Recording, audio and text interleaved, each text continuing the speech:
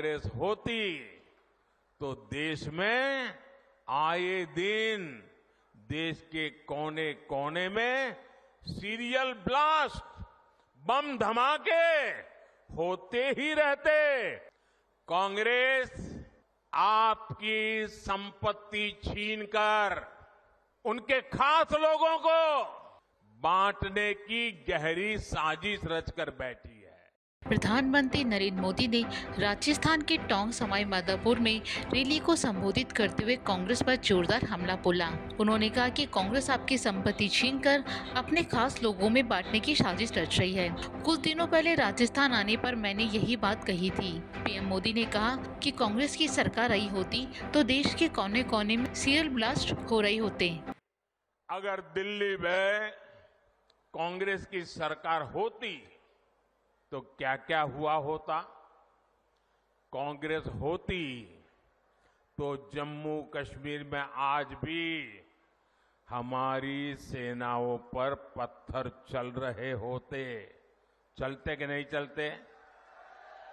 कांग्रेस होती तो सीमा पार से आकर दुश्मन आज भी हमारे जवानों के सिर काटकर ले जाते। कांग्रेस सरकार कुछ न करती। कांग्रेस होती तो ना हमारे फौजियों को 1 रैंक 1 पेंशन लागू होती और ना ही हमारे पूर्व सैनिकों को 1 लाख करोड़ रुपया मिलते। कांग्रेस होती तो देश में आए दिन देश के कोने कोने में सीरियल ब्लास्ट, बम धमाके होते ही रहते। निर्दोष लोग मरते ही रहते। कांग्रेस ने तो राजस्थान में जो सीरियल ब्लास्ट हुए थे, बम धमाके हुए थे, उन दोषियों को बचाने का घोर पाप भी किया है। प्रधानमंत्री ने कहा कि एकजुटता ही राजस्थान की सबसे बड़ी पूंजी है। याद रखिएगा, जब जब हम बटे हैं तब तब देश के दुश्मनों ने फायदा उठाया है। अब भी राजस्थान को बांटने की पूरी कोशिश हो रही है। इससे राजस्थान को सावधान रहने की जरूरत है। उन्होंने कहा कि इन 10 सालों में आपने देखा कि एक स्थिर और ईमानदार सरकार देश के विकास के लिए क्या कर सकती है। एकजुटता ही, एकता ही राजस्थान की सबसे बड़ी पूंजी है। याद रखिएगा, जब जब हम बटे हैं तब तब देश के दुश्मनों ने फायदा उठाया है। अब भी राजस्थान को बांटने की, यहां के लोगों को बांटने की पूरी कोशिशें हो रही हैं। इससे राजस्थान को सावधान रहने की जरूरत है।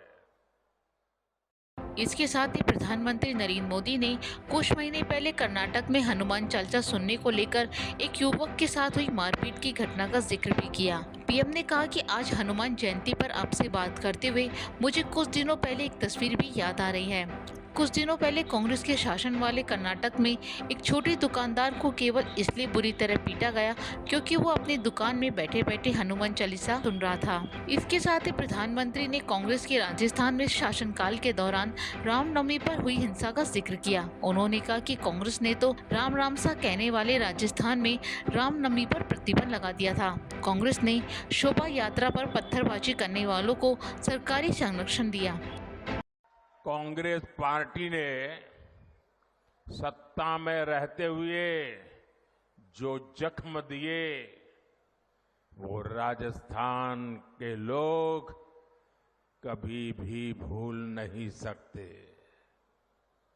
कांग्रेस ने महिलाओं पर अत्याचार के मामले में राजस्थान को नंबर 1 बना दिया था और दुर्भाग्य देखिए, कांग्रेस के लोग विधानसभा में बेशर्मी के साथ कहते थे कि ये तो राजस्थान की पहचान है।